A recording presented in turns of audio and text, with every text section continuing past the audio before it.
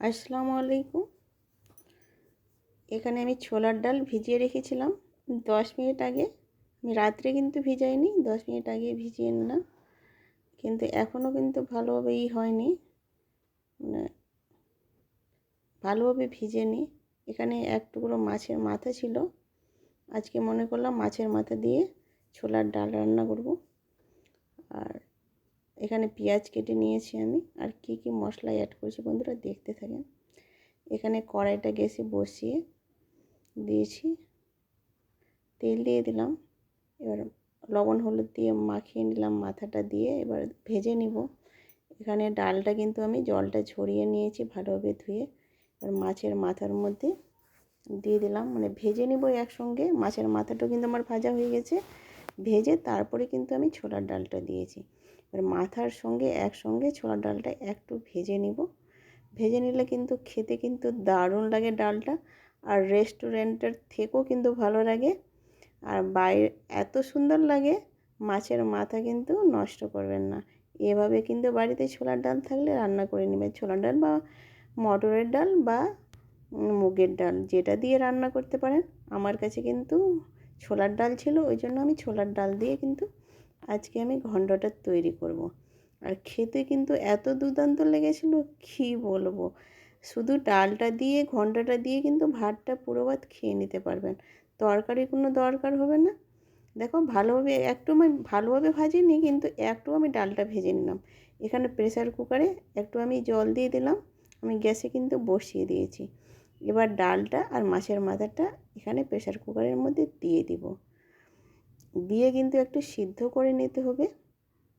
হালকা বেশি সিদ্ধ করা যাবে না, আমি এইভাবে কিন্তু সিদ্ধ হবে না, একটু প্রেসার কুকারে সিদ্ধ করে নেব। একটু লবণ দিয়ে দিলাম আর একটু হলুদ দিয়ে দিলাম। এখানে আর কিছুই দেব না, একটু জল দিয়েছি, ওই জলের মধ্যে কিন্তু আমি একটু সিদ্ধ করে নেব। মানে 1-2 সিটি দিলেই কিন্তু পারফেক্টভাবে কিন্তু সিদ্ধ হয়ে যাবে। দেখতে পাচ্ছ পর্যন্ত আমি কিন্তু 2 সিটি দিয়ে সিদ্ধ করে নিয়েছি। ডালটা কিন্তু ভাঙেনি, ডালটা কিন্তু আছেই, কিন্তু সিদ্ধ হয়ে গেছে। দেখে বুঝতে পারছো বন্ধুরা সিদ্ধ হয়ে গেছে। দেখো হাতে দিলে কিন্তু ভেঙে যাচ্ছে, এত সুন্দরভাবে সিদ্ধ হয়েছে। আর বেশি সিদ্ধ করতে হবে না, একটু যেন দানা দানা ভাব থাকে, ওইভাবে রান্না করতে হবে। আমি গ্যাসে কড়াইটা বসিয়ে দিলাম, এবার তেল দিয়ে দিলাম। তেল দিয়ে এবার এখানে আমি পেঁয়াজ কেটে রেখেছিলাম, পেঁয়াজটা ওই পেঁয়াজটা আমি তেলের মধ্যে দিয়ে দেব। এবার আমি ব্রাউন কালার করে নেব। কীভাবে রান্না করছি বন্ধুরা দেখতে থাকেন। একবার এইভাবে রান্না করে খেলে তো একদম তুলনা নাই, এত সুন্দর লাগে খেতে কী বলবো। মানে হোটেলের থেকেও সুন্দর লাগে, মানে হোটেলে যে রান্নাটা হয় ডাল রান্নাটা, ওটার থেকেও খুব সুন্দর হয়। এখানে কিন্তু আদা রসুন আর এখানে কিন্তু কাঁচা লঙ্কা দেওয়া ছিল মশলার মধ্যে, একসঙ্গে আমি পেস্ট করে রেখে দিয়েছিলাম। ওটা মশলাটা তেলে দিয়ে কিন্তু ভেজে নিতে হবে, যেন আদা রসুনের কাঁচা গন্ধটা না থাকে, ওইভাবে একটু ভেজে নিতে হবে। আমার কিন্তু ভাজা হয়ে গেছে, ব্রাউন কালার হয়ে গেছে মশলাটা। আর বেশি ভাজলে কিন্তু তেতো লাগবে।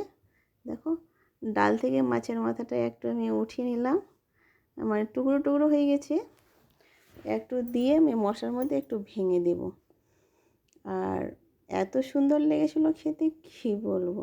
আমি তো এটা দিয়েই সম্পূর্ণ ভাত খেয়েছিলাম, আর বলছে তরকারি লাগবে না, এটা দিয়ে সম্পূর্ণ ভাত খাওয়া যাবে। এত টেস্টি হয়, সবাই খেতে পারবে। বাচ্চারাও কিন্তু পছন্দ করে। ডালটা দিবেন কিন্তু ওর মধ্যে কাটা থাকে। আমি একটু হলুদ গুঁড়ো দিয়ে দিলাম, হলুদ গুঁড়ো দিয়ে এখানে কিন্তু লবণটা আমি একটু বেশি করে দিয়েছিলাম। লবণটা লাগলে দিব, দেখে শুনে দিতে হবে, বেশি লবণ দেওয়া কিন্তু যাবে না। ডালটা আমি মশলার মধ্যে দিয়ে দিলাম, ডালটা দিয়ে একটু সামান্য কষিয়ে নিতে হবে, বেশি কিন্তু কষাবে না। আমি যেহেতু ডালটা একটু ভেজে নিয়েছিলাম, মশলার সঙ্গে একটু মাখো মাখো করে নেব। আমার কিন্তু কষানো হয়ে গেছে, দেখেই বুঝতে পারছো বন্ধুরা। একটু হালকা জালে কিন্তু আমি কষিয়ে নিলাম, বেশি নাড়াচাড়া করলে কিন্তু ভেঙে যাবে। এবার আমি জল দিয়ে দিলাম। আমি কিন্তু এখানে গরম জলটা অ্যাড করেছি, ঠান্ডা জলও দিতে পারেন।